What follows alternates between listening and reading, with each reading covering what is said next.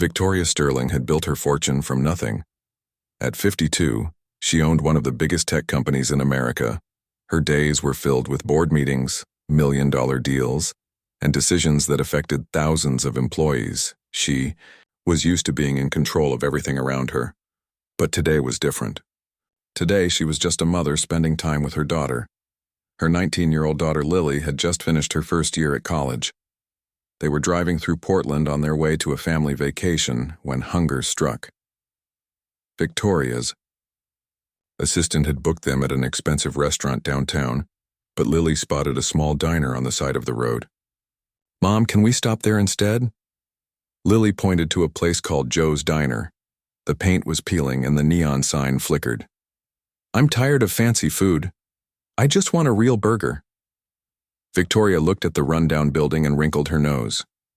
She hadn't eaten at a place like this in 20 years. Her usual spots had white tablecloths, wine lists, and waiters who knew her by name. "Sweetheart, we have reservations at Le Bernardin. They're expecting us in an hour. Please, Mom, just this once. I eat fancy food all the time at school events. I miss normal places." Victoria sighed. She could never say no to Lily. Her daughter was the most important thing in her world. After losing her husband in a car accident 5 years ago, Lily was all she had left. "Fine. But if you get food poisoning, don't blame me." They parked next to a rusty pickup truck. Victoria felt out of place in her designer suit and heels. She grabbed her purse tighter as they walked toward the diner. The door chimed when they entered, and the smell of bacon and coffee filled the air. The inside was exactly what Victoria expected. Red vinyl booths with tears in them, a checkered floor that had seen better days, and country music playing softly from old speakers. Most of the customers looked like truck drivers and construction workers. They all turned to stare at the two well-dressed women who clearly didn't belong. "Sit anywhere you like," called a voice from behind the counter. Victoria chose a booth, in the corner, away from the curious stares. She wiped the table with a napkin before setting down her purse. Lily rolled her eyes at her mother's behavior but didn't say anything. They had been sitting for about 3 minutes when their waitress approached. Victoria was looking at her phone, checking emails, when she heard Lily gasp. "Oh my God." Victoria looked up, annoyed. "What's wrong now?" But when she saw the waitress standing next to their table, her phone slipped from her hand and clattered onto the floor. The young woman looked exactly like Lily. Not similar. Not kind of alike. Exactly the same.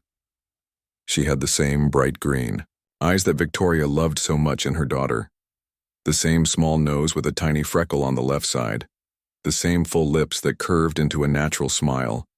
Even her hair was identical, long dark brown with natural waves that caught the light. The waitress was wearing a simple uniform, black pants and a white shirt with Joe's Diner embroidered on the pocket. But she could have been wearing a ball gown, and Victoria would have been just as shocked. "Hi there," the waitress said in a voice that sounded just like Lily's. "I'm Rose, and I'll be taking care of you today. Can I start you off with some drinks?" Victoria stared at her, unable to speak. Her heart was pounding so hard she could hear it in her ears. This couldn't be real. Things like this didn't happen in real life. Lily was staring too, her mouth slightly open. She looked back and forth between the waitress and her own reflection in the window next to their booth. Rose noticed their strange reaction. She shifted, uncomfortably from one foot to the other. Is everything okay?" Victoria finally found her voice, though it came out as barely a whisper. "I'm sorry, you remind us of someone." "Oh." Rose smiled, but it didn't reach her eyes. She had clearly dealt with rude customers before. "Well, what can I get you to drink? Coffee?" Victoria managed to say. "Black." "Same for me," Lily added, still staring. "Coming right up." Rose turned and walked back toward the counter. As soon as she was out of earshot, Lily grabbed her mother's arm. "Mom, did you see that? She looks exactly like me." "Exactly." Victoria's mind was racing. She had seen thousands of people in her lifetime. She had traveled all over the world, met celebrities, politicians, and business leaders, but she had never seen anyone who looked so much like her daughter. It's just a coincidence, she said, more to herself than to Lily. People have lookalikes, it happens. But even as she said it, Victoria didn't believe it. There was something about this girl that felt familiar beyond just her appearance. The way she moved, the way she tucked her hair behind her left ear when she was nervous. It was exactly what Lily did. Rose returned with their coffee. Her hands shook slightly as she set down the cups, and Victoria noticed she kept glancing at Lily. "Have we met before?" Rose asked suddenly. "You look really familiar, too." Lily shook her head. "No, I don't think so. I'm not from around here." "Where are you from?" "Boston." "Well, I go to school there. We live in California." Rose nodded slowly. "I've lived in Portland my whole life, never been to California." She paused, then asked, "How old are you, if you don't mind me asking?" 19, Lily replied. Rose's eyes widened. "Me too. I just turned 19 last month." Victoria felt like the room was spinning. Same age, same face, same mannerisms. This couldn't be a coincidence. "When's your birthday?" Victoria asked, her voice hoarse. "March 15th, Rose replied. Lily dropped her coffee cup. It hit the table, with a loud clink, and coffee spilled everywhere. "That's my birthday too," Lily whispered. Rose stared at her for a long moment, then quickly grabbed some napkins to clean up the spill. "That's weird," she said with a nervous laugh. "What are the odds?" Victoria couldn't speak. March 15th, 2004. She remembered that day perfectly. It was the worst and best day of her life. The day she almost died giving birth. The day she lost one baby but gained another. The day she was told her second daughter had died. Rose finished cleaning up the coffee and stood up straight. "I should probably take your order now. The cook gets cranky when people sit too long without ordering food." Victoria nodded absently. She ordered a sandwich she didn't want while her mind raced with impossible thoughts. When Rose walked away, again Victoria immediately pulled out her phone. "Mom, what are you doing?" Lily asked. "Nothing," Victoria lied. She angled the phone carefully and took several pictures of Rose as she worked behind the counter. She told herself she was being crazy, but she couldn't stop herself. For the next hour, Victoria barely touched her food. She watched Rose move, around the diner, serving other customers, wiping down tables, refilling coffee cups. Every gesture, every expression, every small movement reminded her of Lily. When they finally paid their bill, Rose brought them their change. "Thanks for coming in," she said. "Hope to see you again sometime." "Actually," Victoria said, surprising herself, "do you have a card for the restaurant?" Rose looked confused. "Just Joe's Diner. We're in the phone book." She paused. "Are you planning to come back?" "Maybe," Victoria said. She left a $100 tip on a $30 bill and walked quickly toward the door. Outside in the parking lot, Lily grabbed her mother's arm. "Mom, what just happened in there? That girl looked exactly like me." "Exactly." Victoria stared, back at the diner through the window. Rose was clearing their table, moving in the same graceful way that Lily moved. "I don't know," Victoria said quietly. But deep in her heart, she was starting to suspect she did know. And if she was right, it would change everything. Victoria couldn't sleep that night. She lay in her hotel bed, staring at the ceiling with Rose's face burned into her memory. Every time she closed her eyes, she saw those familiar green eyes and that smile that looked exactly like Lily's. At 3 in the morning, she gave up trying to sleep. She grabbed her laptop and started searching. Portland General Hospital, March 2004. Birth records, adoption agencies. She wasn't sure what she was looking for, but she had to find answers.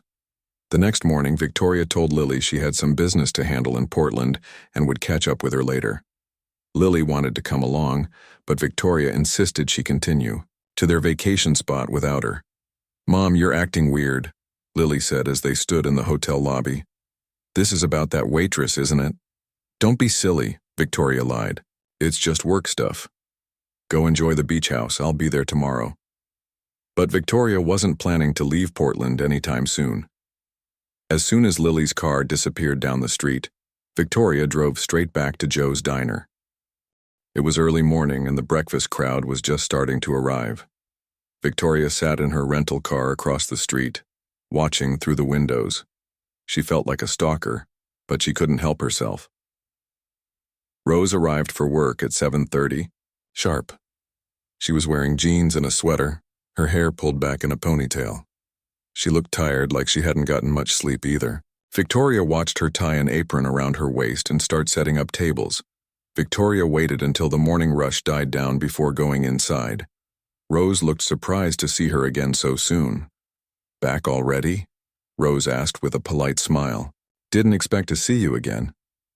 "I decided to extend my stay in Portland," Victoria said, sliding into the same booth as yesterday.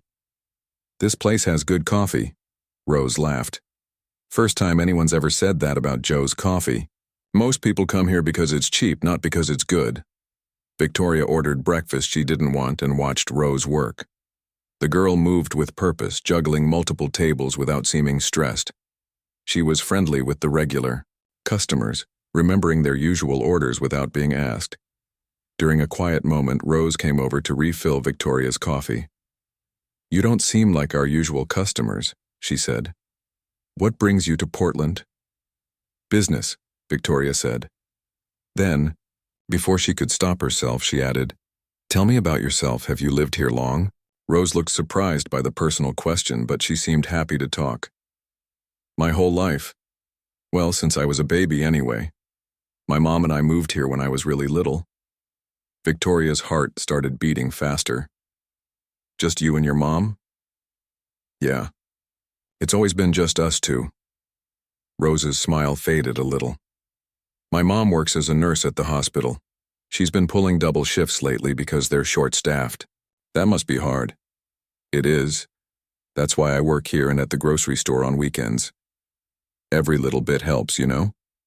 Victoria felt a stab of guilt. Here was this girl working 2 jobs to help support her family, while Lily had never worried about money a day in her life. "What about school?" Victoria asked. Rose's face brightened. "I graduated high school last year. I got accepted to Portland Community College, but..." Her smile faded again. "We can't afford it right now. Maybe next year." "What would you study?" "Social work, I think. I want to help kids who don't have families, kids in foster care or group homes." Rose looked embarrassed. "I know it doesn't pay much, but it seems important." Victoria's chest tightened. This girl was working 2 jobs and dreaming of helping others, while Victoria's daughter complained about having to choose between 3 different colleges. "That's very admirable," Victoria said quietly. A customer at another table waved Rose over and she excused herself. Victoria watched her go, her mind spinning with questions. She pulled out her phone and called her private investigator, a man named Detective James, who had helped her with business matters before. "I need you to look into something for me," she said when he answered. "It's personal." That afternoon, Victoria found herself walking through the neighborhood where Rose lived. It wasn't far from the diner, a working-class area with small houses and apartment buildings. She felt terrible for invading Rose's privacy like this, but she had to know more. She found the address Detective James had given her. It was a small apartment complex, nothing fancy but well-maintained. Victoria sat in her car, wondering what she was doing. This was crazy behavior, even for her. Around 4 o'clock, she saw Rose walking up the street. She was carrying grocery bags and looked exhausted. Victoria ducked down in her seat, feeling like a complete fool. Rose disappeared into the building, and Victoria sat there for another hour, not sure what she was hoping to accomplish. Finally, her phone rang. "I found some interesting information," Detective James said without preamble. The girl was adopted as an infant in March 2004. The adoption was handled through a private agency that's no longer in business. Victoria's heart stopped. "What else?" The birth mother's name was listed as anonymous. No father listed. The baby was apparently born at Portland General Hospital. Portland General Hospital.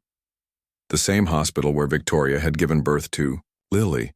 The same hospital where she was told her other baby had died. "I need you to dig deeper," Victoria said, her voice shaking. Find out everything you can about that adoption. And James? This stays between us. That evening, Victoria couldn't bring herself to leave Portland.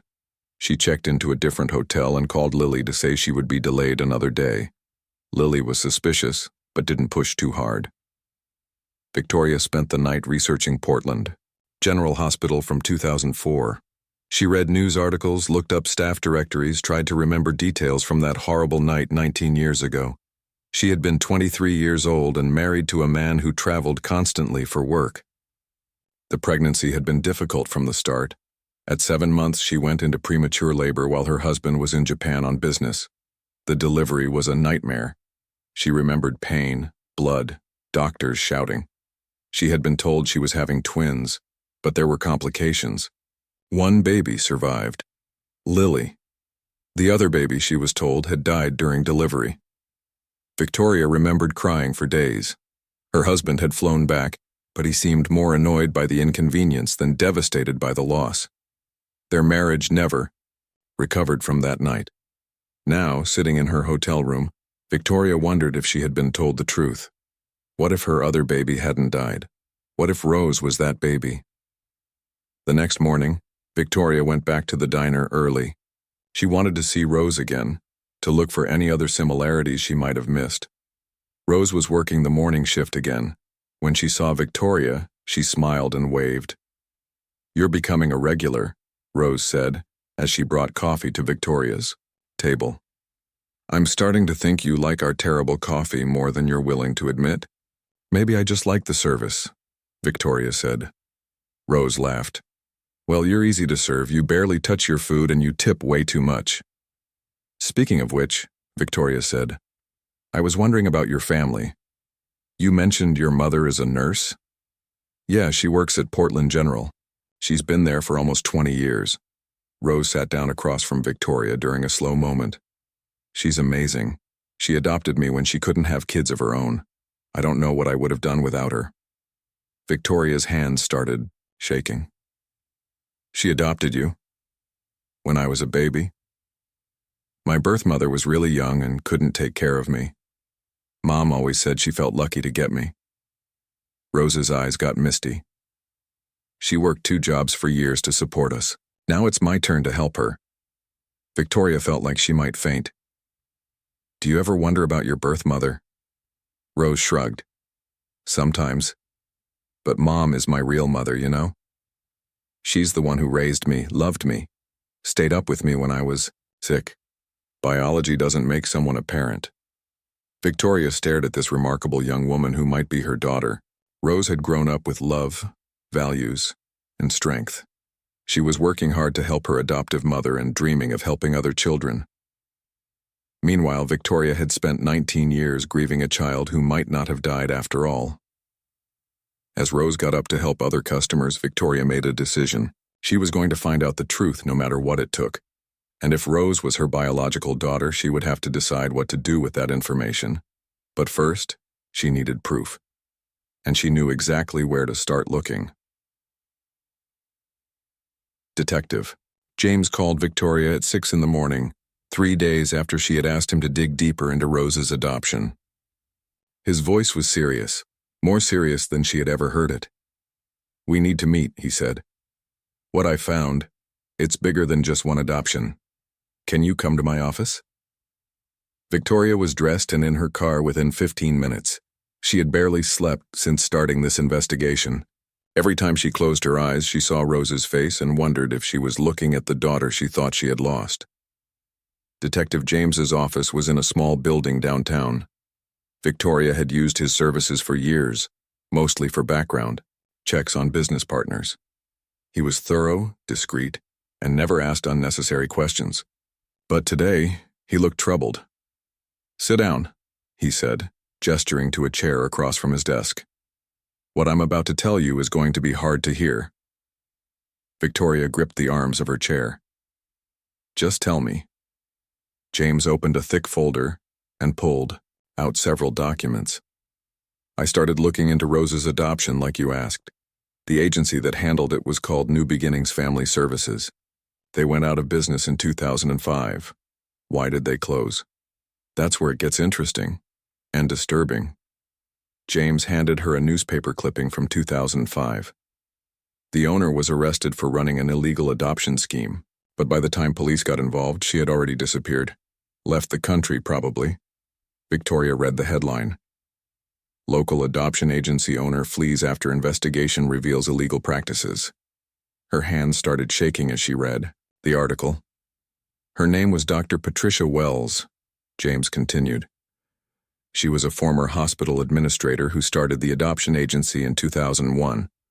On the surface, everything looked legitimate, but she was doing something horrible. What do you mean? James pulled out another document. She was telling wealthy women that their babies had died during difficult births. Then she was secretly placing those babies with families who paid huge amounts for private adoptions. Victoria felt like the room was spinning. Are you saying... I'm saying Rose might not be the only child this happened to. Dr. Wells worked closely with certain doctors and nurses at Portland General Hospital. They would identify women who were having complicated deliveries, especially women whose husbands weren't present. Then they would fake the deaths of one or more babies. Victoria couldn't breathe. The pieces were falling into place in the most horrible way. Her difficult delivery, her husband being out of the country, being told her second baby had died. How many babies? She whispered. We don't know for sure. The investigation found evidence of at least 12 cases over 4 years, but Dr. Wells destroyed most of her records before she ran. James handed her another piece of paper. This is Rose's adoption paperwork. Look at the date. Victoria looked at the document with trembling hands. March 16, 2004. One day after she gave birth to Lily. One day after she was told her other baby had died. The adoptive mother was a nurse named Carmen Rodriguez. She worked at Portland General Hospital and couldn't have children of her own. According to the records, she paid $35,000 for a private adoption. Victoria felt sick. Did she know? Did Carmen know the baby was stolen? That's the thing, James said gently. Most of the adoptive parents had no idea. They thought they were getting babies from teenage mothers who couldn't care for them. Dr. Wells created fake backstories for each child. As far as Carmen knew, she was adopting a baby from a 16-year-old girl who couldn't support a child. Victoria put her head in her hands. This was worse than she had imagined. Not only had her baby been stolen from her, but an innocent woman had unknowingly become part of the crime. There's more, James said quietly. Victoria looked up. How can there be more? I managed to track down one of the doctors who worked with Dr. Wells. He's in prison now for insurance fraud, but he agreed to talk. He confirmed that your delivery was one of the cases. He said he falsified the death certificate for your second baby. The room felt like it was tilting. Victoria gripped the desk to steady herself. So Rose is definitely my daughter? A DNA test would confirm it, but based on the evidence, yes. I believe Rose Rodriguez is your biological daughter. Victoria sat in silence for several minutes, trying to process what she had learned. Her baby hadn't died. For 19 years, she had grieved a child who was alive and well, living just a few hours away from her. What happened to Dr. Wells? She finally asked. She disappeared in 2005, right before the police were going to arrest her. There were reports of her being seen in Brazil, but nothing confirmed. She's probably still out there somewhere, living, under a new name. Victoria felt a surge of anger unlike anything she had ever experienced.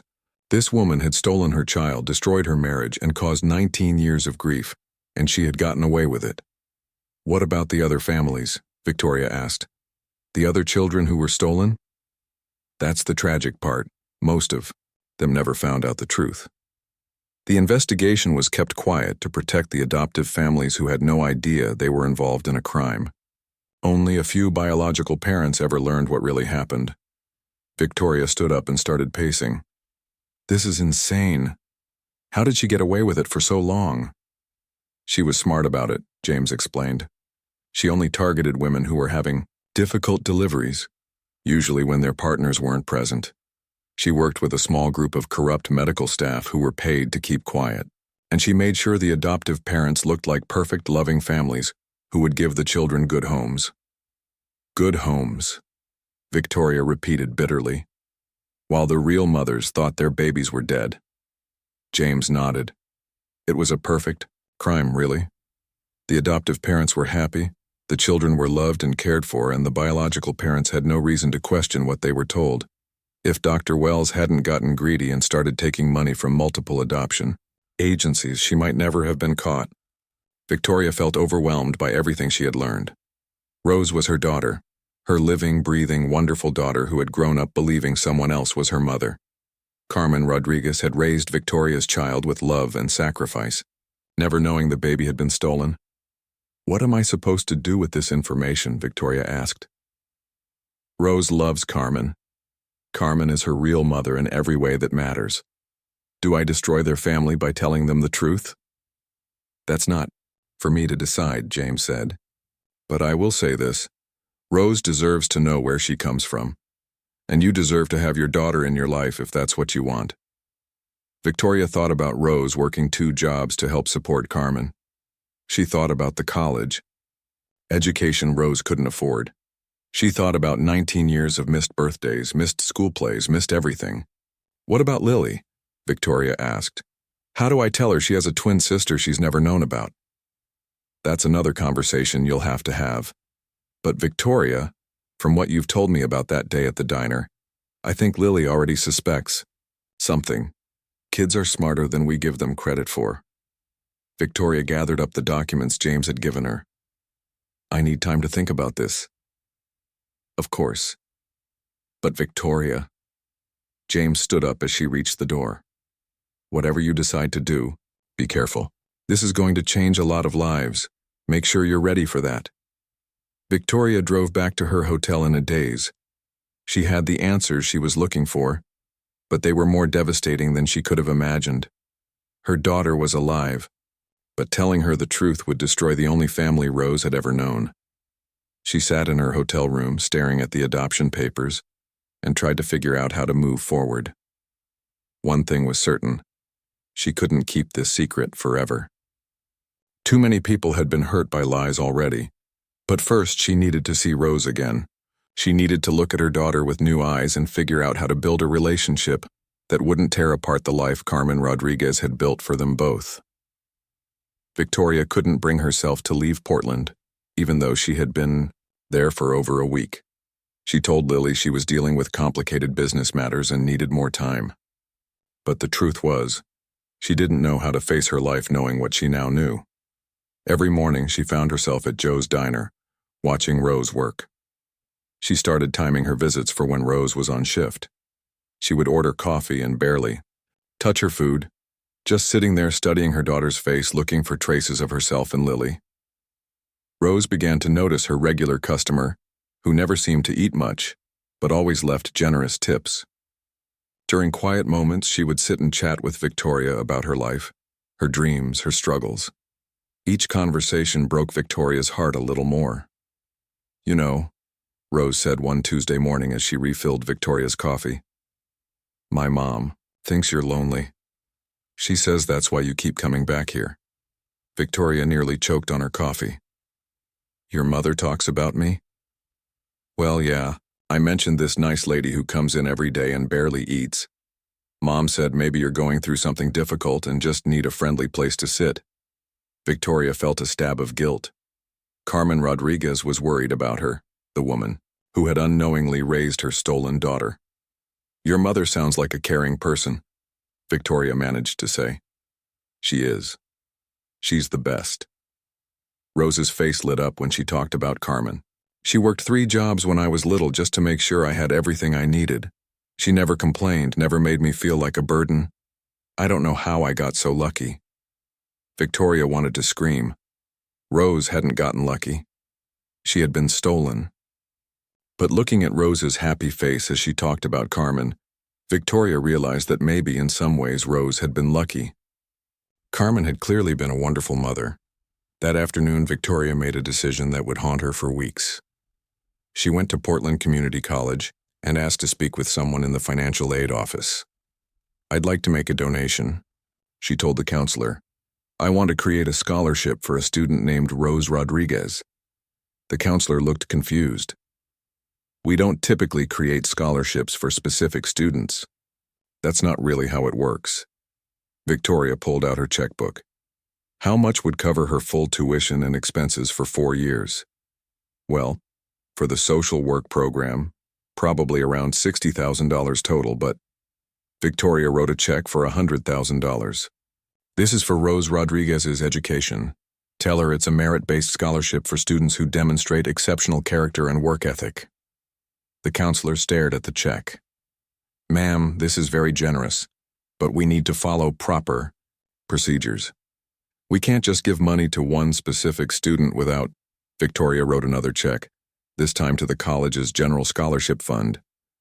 Will $50,000 to your general fund make the paperwork easier? 2 weeks later, Rose got a call that changed her life.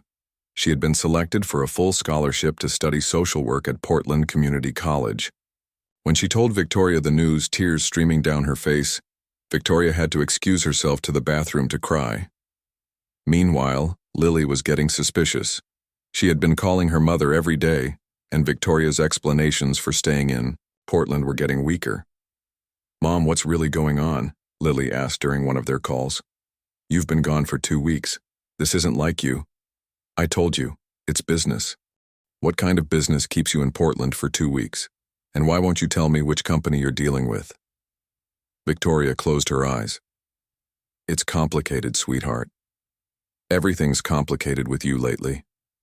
Ever since we went to that diner, you've been acting weird. Is this about that waitress who looked like me? Victoria's heart stopped. What makes you say that? Because I can't stop thinking about her either, Mom. I keep seeing her face. It was like looking in a mirror. And now you're stuck in Portland for some mysterious business? Come on. I wasn't born yesterday. Victoria realized she couldn't keep lying to Lily. Her daughter was too smart, and the secret was eating her alive. Can you come to Portland? Victoria asked quietly. Why? Because there are some things we need to talk about. Things about the day you were born. Lily arrived in Portland the next evening. Victoria picked her up at the airport, and they drove to Victoria's hotel in silence. Lily could tell something major was about to happen. In the hotel room, Victoria sat her daughter down and told her everything. The difficult birth, being told one of her twins had died, finding Rose, the investigation, Dr. Wells, and the stolen babies. She watched Lily's face change from confusion to shock to anger to disbelief. Are you telling me I have a twin sister? Lily finally asked, her voice barely a whisper. I think so. Yes. And she's been alive this whole time? Victoria nodded, tears in her eyes. Lily stood up and started pacing, just like Victoria did when she was upset. This is insane. This is completely insane. Some crazy doctor stole my sister and told you she was dead? That's what the evidence suggests. Evidence suggests? Lily spun around to face her mother. Mom, did you see that girl's face? I saw my own face looking back at me. There's no suggests about it. That's my sister. Victoria had never seen Lily so angry. Her usually calm, composed daughter was practically vibrating with fury. How could you keep this from me? Lily demanded. I've had a sister my whole life and didn't know it. I just found out myself. I needed time to process. Process what? That my twin sister has been working 2 jobs while I've been complaining. About choosing between 3 colleges? That she can't afford school while I'm driving a car that costs more than most people make in a year? Victoria felt like she was being hit with a truck. Lily, please. Does she know? Does Rose know who she really is? No. And we need to be very careful about how we handle this. She loves Carmen. Carmen is her mother in every way that matters. Lily stopped pacing. Carmen? Her adoptive mother. The woman who raised her. She had no idea Rose was stolen. She thought she was adopting a baby from a teenage mother who couldn't care for her. Lily sat down hard in the chair across from Victoria. This is so messed up. No. What are we going to do? Victoria had been asking herself the same question for days. I don't know. Part of me thinks we should leave things alone. Rose is happy. Carmen loves her. Why destroy their family? Because she's our family too, Lily said firmly.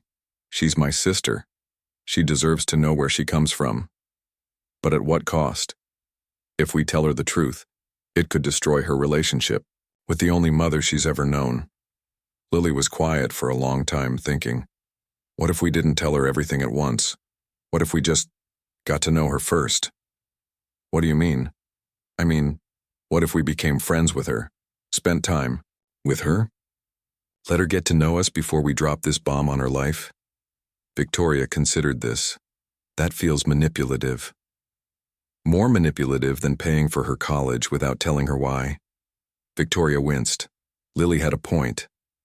I want to meet her, Lily said suddenly. I want to talk to my sister. Lily, we need to think about this carefully. I've been thinking about it for 2 weeks, Mom. Ever since that day at the diner, I felt like part of me was missing. Now I know why. Lily stood up. I'm going to that diner tomorrow. What are you going to tell her? I don't know yet. But I'm not going to pretend she doesn't exist. She's my twin sister, and I've missed 19 years of knowing her. I'm not missing another day. Victoria watched her daughter's determined face and realized that Lily had inherited her stubbornness. There would be no stopping her now. Okay, Victoria said quietly, but we do this together. And we're honest with her, even if we don't tell her everything at once. Lily nodded. Deal.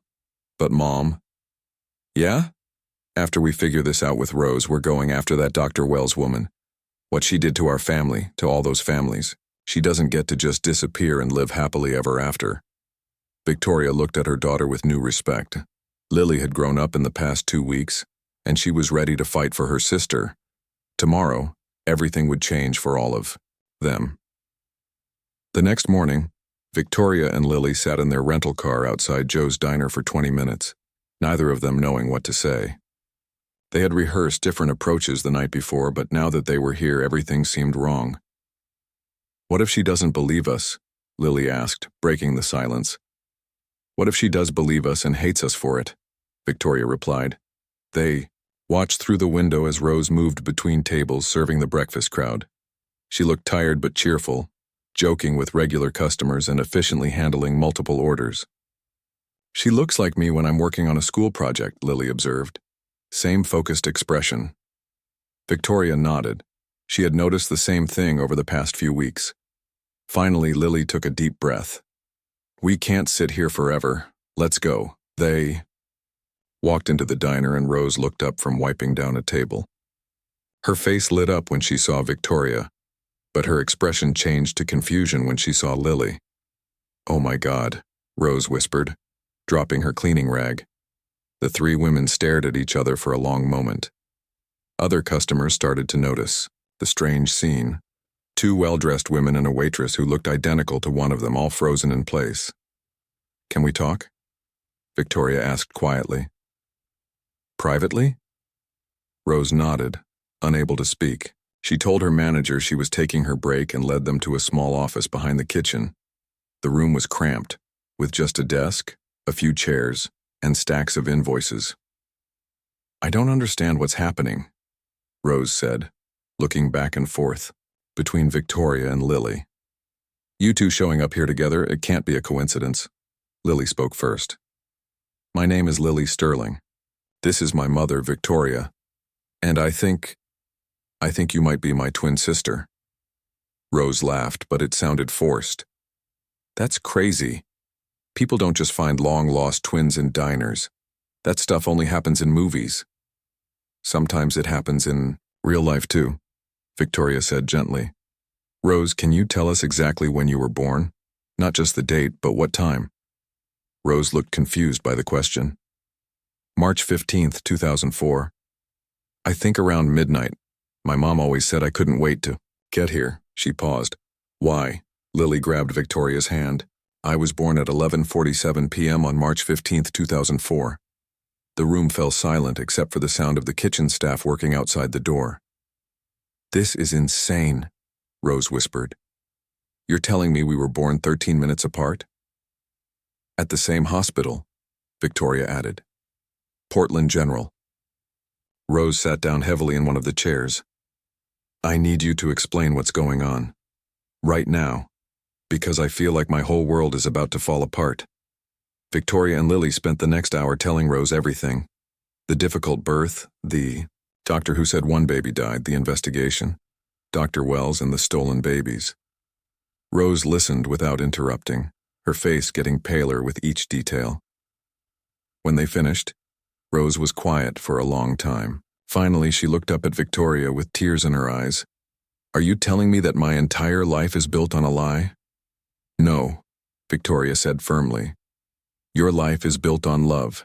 Carmen raised you, sacrificed for you, made you into the incredible person you are. That's not a lie. That's the most real thing in the world. But she's not my real mother? She's absolutely your real mother, Lily said, surprising everyone, including herself. She's the one who stayed up with you when you were sick, who worked 3 jobs to support you, who taught you to be kind and hardworking. Biology doesn't make someone a parent. Rose wiped her eyes. Then what does this make you? Victoria felt her heart breaking. I don't know. I missed 19 years of your life. I can't claim to be your mother when Carmen earned that title every single day. And what does this make us? Rose asked Lily. Lily smiled through her own tears. Sisters, if you want us to be. Rose was quiet again, processing everything. I need time to think about this, and I need to talk to my mom. To Carmen. Victoria's stomach dropped. Are you going to tell her everything? I have to. She deserves to know the truth. We don't keep secrets from each other. Victoria nodded, even though she was terrified of what would happen next. 3 days later, Rose called Victoria's hotel. Can you and Lily come to dinner tonight? Carmen wants to meet you. Victoria had been dreading this moment. What do you say to the woman who raised your stolen daughter? How do you face someone who had unknowingly been part of your greatest tragedy? They drove to a small house in Rose's neighborhood. Carmen Rodriguez answered the door, and Victoria immediately saw where Rose got her kind eyes and warm smile. You must be Victoria, Carmen said, extending her hand. Rose has told me everything. Victoria didn't know what she had expected, but it wasn't this calm, gracious woman inviting them into her home. Carmen had made dinner for everyone, simple, food served with genuine warmth. As they ate, she told them about Rose's childhood, sharing stories and photos that made Victoria both happy and heartbroken. She was such a curious baby, Carmen said, showing them a picture of toddler Rose covered in finger paint. Always getting into things, always asking questions. Lily was the same way, Victoria said softly. She once painted our entire hallway when she was 3. They spent hours comparing stories, finding similarities between the twins that made them laugh and cry at the same time. Rose and Lily discovered they both hated mushrooms, both loved thunderstorms, and both had the same laugh when something really amused them. Later, while Rose and Lily were looking at old photo albums, Carmen pulled Victoria aside. I want you to know that I don't blame you for what happened, Carmen said quietly. And I don't want Rose to blame herself for being happy with the life she's had. Victoria felt tears in her eyes. I don't know how to thank you for raising her so well. You don't need to thank me. Rose brought joy into my life every single day. I'm the one who should be grateful. What happens now? Victoria asked. Carmen smiled. Now Rose has more family who love her. That's not a bad thing. Over the following months, they slowly built a new kind of family. Rose started dividing her time between her life in Portland and visiting Victoria and Lily in California. She was amazed by their wealth, but never let it change who she was. Victoria helped Rose transfer to a 4-year university, where she excelled in her social work studies. But she made sure Carmen was part of every decision, never trying to replace the woman who had raised Rose with such love.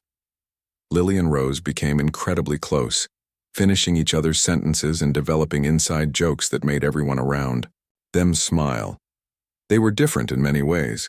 Lily was more privileged and sheltered, while Rose was tougher and more independent, but they balanced each other perfectly. Victoria also kept her promise to pursue Dr. Wells.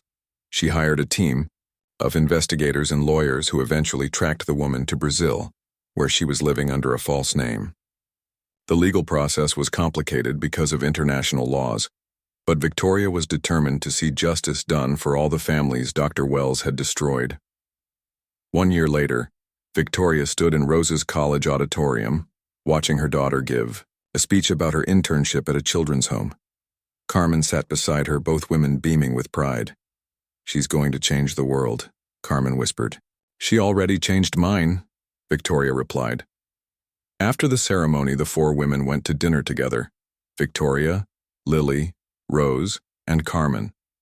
They had created something that shouldn't have worked, but somehow did. A family built on love, forgiveness, and second chances. Rose had 2 mothers now, and instead of dividing her heart, it had only made it bigger. Victoria had found her lost daughter, but more importantly, she had found peace with the past and hope for the future.